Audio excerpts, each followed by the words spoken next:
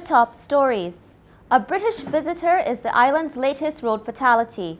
Police officers told their case against the Public Service Commission can continue. Uncertainty surrounds West Indies' tour of India. I am Janelle Ward and welcome to the Nation News for Friday, October 17th, 2014.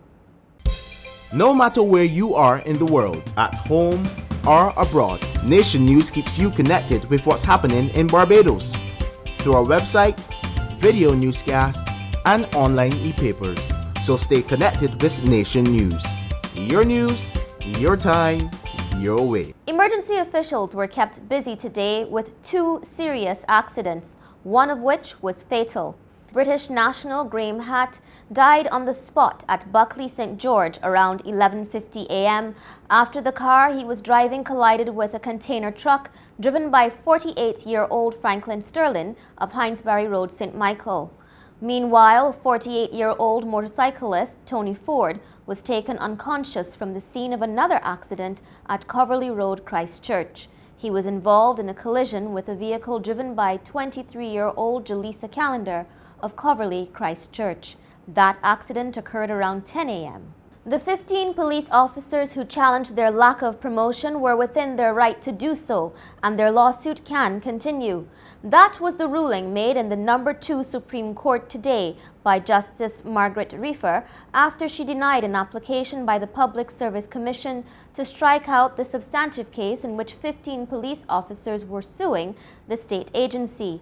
The officers filed a case on July 2012, which resulted in an injunction preventing the Royal Barbados Police Force from carrying out any further promotions. Attorney Ralph Thorne said the preliminary process had been a lengthy one and the group was eager to get on to the substantive matter. And the fact is, we are not rejoicing, we are not feeling any triumphalism. The real battle now begins. We're going as soon as possible to the substantive trial, and we look forward to that. And we look forward to the vindication of these officers who were wronged. The parties will return into court next week. More than 400 angry parents of children attending the St. Ursula's and St. Angela's schools are pleading with health officials to reconsider the location of the planned Ebola isolation center. The Collamarok St. Michael Enmore Clinic is currently being outfitted to care for patients with symptoms of Ebola or other infectious diseases. However, during a meeting at the Ursuline Convent yesterday, one parent called on the others to join him in filing a High Court injunction against the Ministry of Health to prevent the center from being set up. Permanent Secretary in the Ministry of Health, Tennyson Springer, sought to assure the parents that their children were not at risk, but they remained peeved. During the meeting, Mr. Springer said the air and seaports were equipped for any suspected cases of Ebola. There is also at the airport a quarantine station which has 2 beds, and anyone who gets off the plane at the airport has been to the endemic area will be carefully screened, and a monitoring system will be set up to monitor the person for 21 days until the incubation period is over. However, if you get off the plane and you have a temperature or any signs of the early symptoms of the disease, you will be quarantined in one of those rooms until you've been properly examined and can be transferred to the center. The same thing applies to the seaport, and there is a 2-bed unit at the seaport as well. And the layout is designed very similar to the one at the airport. And both of those are already in operation. Attorney General Adriel Brathwaite says stamping out domestic abuse is not solely the responsibility of the Royal Barbados Police Force. Instead, he says, a more broad-based approach should be taken with input from a wider range of stakeholders. But indeed, it's more an issue in terms of family. It's more the issue in terms of how do we build families up, how do we address the issue of man-woman relationship. Do we need the welfare department involved? Are there housing issues? Are there educational issues? There are a myriad of issues that sometimes causes domestic violence, that sometimes causes the individual that I'm speaking about and concerned about to treat his daughter or son as an object rather than as part of him or her. Mr. Brathwaite made his comments this morning while addressing the closing ceremony of a domestic violence course hosted by the Regional Security System and the U.S. Embassy.